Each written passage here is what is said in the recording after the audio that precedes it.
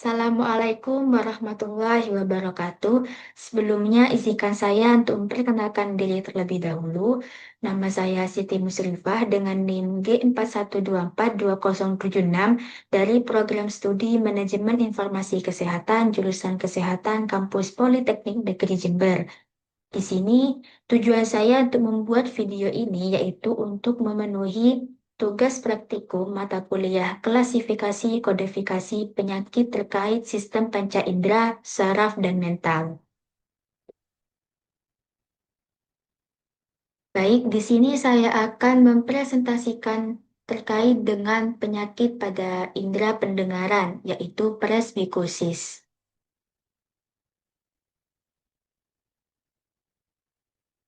Untuk pengertian atau apa itu presbikusis, presbikusis merupakan menurunnya kemampuan mendengar akibat bertambahnya usia. Kondisi ini ditandai dengan sulitnya mendengar suara dengan volume yang tinggi, seperti dering telepon atau bunyi alarm. Presbikusis juga merupakan kondisi yang wajar terjadi karena sebagian besar penderita presbikusis adalah lansia yang sudah berusia 65 tahun ke atas. Hal ini karena beberapa fungsi tubuh akan mengalami penurunan seiring proses penuaan. Selanjutnya yaitu etiologi pada presbikusis. Etiologi presbikusis adalah perubahan struktur anatomi seperti hilangnya sel rambut, serat saraf koklea, dan degenerasi stria vascularis akibat proses degeneratif. Selain faktor usia, presbikusis juga disebabkan oleh faktor genetik. Jika dilihat dari faktor usia, presbikusis adalah kondisi di mana terjadi penurunan pada orang yang sudah berusia lanjut. Hal ini diduga terjadi akibat perubahan struktur anatomi pada sistem pendengaran seiring bertambahnya usia. Struktur yang diduga terpengaruh terutama terletak di koklea, seperti reseptor sel rambut, serabut saraf pada koklea, ductus koklea, hingga degenerasi dari sel-sel stria vascularis. Jika dilihat dari faktor genetik, perbedaan dalam hal ekspresi DNA mitokondria gen yang berkaitan dengan stres oksidatif telah ditemukan pada pasien dengan penderita presbikusis. Walau demikian, penelitian lebih lanjut masih diperlukan untuk mengetahui lebih dalam mengenai peran faktor genetik dalam patofisiologi presbikusis. Selanjutnya yaitu gejala pada presbikusis. Gejala presbikusis ini muncul secara perlahan dan bertahap sehingga seringkali tidak disadari oleh penderitanya. Gejala dan tanda presbikusis sendiri yaitu meliputi beberapa poin di sini. Yang pertama ada telinga sering berdengung, tidak mampu mendengar suara dengan volume yang tinggi, sulit memahami perkataan orang lain, terutama jika ada latar suara yang bising atau dalam kerumunan orang. Selanjutnya ada sering meminta orang lain untuk mengulang perkataan, selalu meningkatkan volume suara radio dan televisi, sulit memahami percakapan melalui telepon, dan yang terakhir cenderung menghindari percakapan dengan orang lain. Selanjutnya yaitu patofisiologi pada presbikusis. Patofisiologi presbikusis berhubungan dengan perubahan patologis degeneratif, terutama pada sel rambut, stria vascularis, dan neuron afferent ganglion spiral. Gangguan dimulai dari koklea hingga korteks auditori pada lobus temporal di otak. Dari sumber yang saya baca, patofisiologi presbikusis itu dibagi menjadi 3 bagian, yaitu ada presbikusis sensorik, presbikusis neural, dan presbikusis mekanik. Yang pertama ada presbikusis sensorik, yang dimana dilatar belakangani oleh proses degenerasi dari organ korti telinga, di mana pada kondisi ini ditandai dengan adanya atrofi pada lapisan epitel organ dan berkurangnya jumlah sensori hair cell, terutama pada bagian outer hair cell, dan sel-sel pendukung lainnya pada organ korti.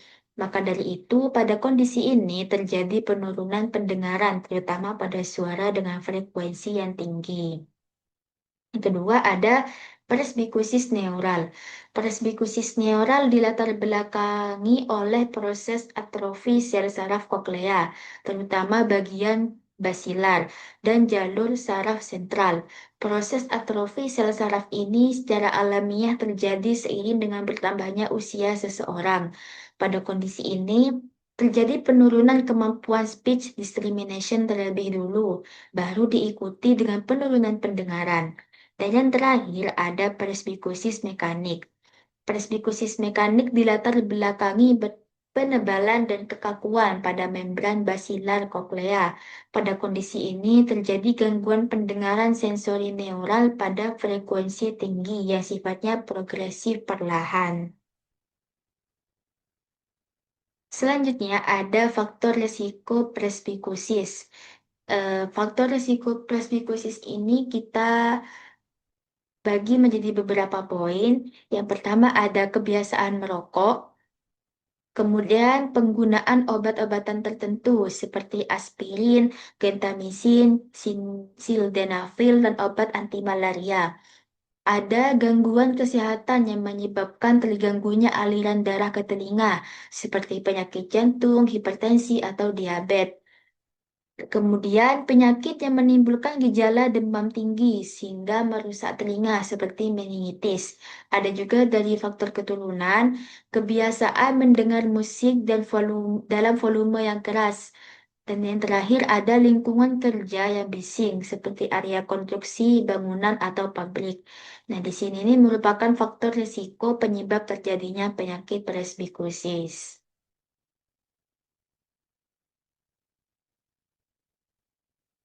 Selanjutnya yaitu ada komplikasi presbikusis. Kehilangan pendengaran dapat berdampak besar terhadap kualitas hidup penderita presbikusis, terutama pada lansia. Gangguan pendengaran menyebabkan penderita sulit untuk melakukan percakapan, yang dimana dapat berakibat mereka cenderung menjadi penyendiri dan merasa depresi.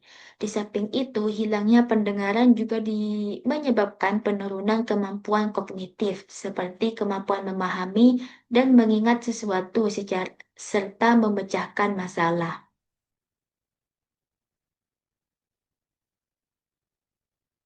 Kemudian di sini ada pencegahan dari penyakit presbikusis. Penurunan kemampuan pendengaran seiring bertambahnya usia memang sulit dihindari. Namun ada beberapa cara yang dapat dilakukan agar kondisi ini tidak terjadi sejak dini dan berkembang lebih cepat. Yaitu ada 6 poin. Yang pertama, menggunakan pelindung telinga seperti busa penyumpat telinga jika bekerja di lingkungan kerja yang bising. Yang kedua ada menghindari berbagai aktivitas yang beresiko merusak pendengaran seperti mendengarkan musik dengan volume yang keras. Yang ketiga, tidak memasukkan benda atau cairan apapun ke dalam telinga tanpa seizin dokter. Yang keempat, mengonsumsi makanan bernutrisi dan rutin berolahraga untuk mencegah penyakit yang berisiko mengganggu fungsi indera pendengaran seperti diabetes. Yang kelima ada berhenti merokok. Dan yang terakhir ada melakukan pemeriksaan fungsi pendengaran secara rutin ke dokter. Baik, mungkin itu saja yang dapat saya sampaikan dari materi penyakit pada indera pendengaran. Sekian dari saya, kurang lebihnya mohon maaf. Wassalamualaikum warahmatullahi wabarakatuh.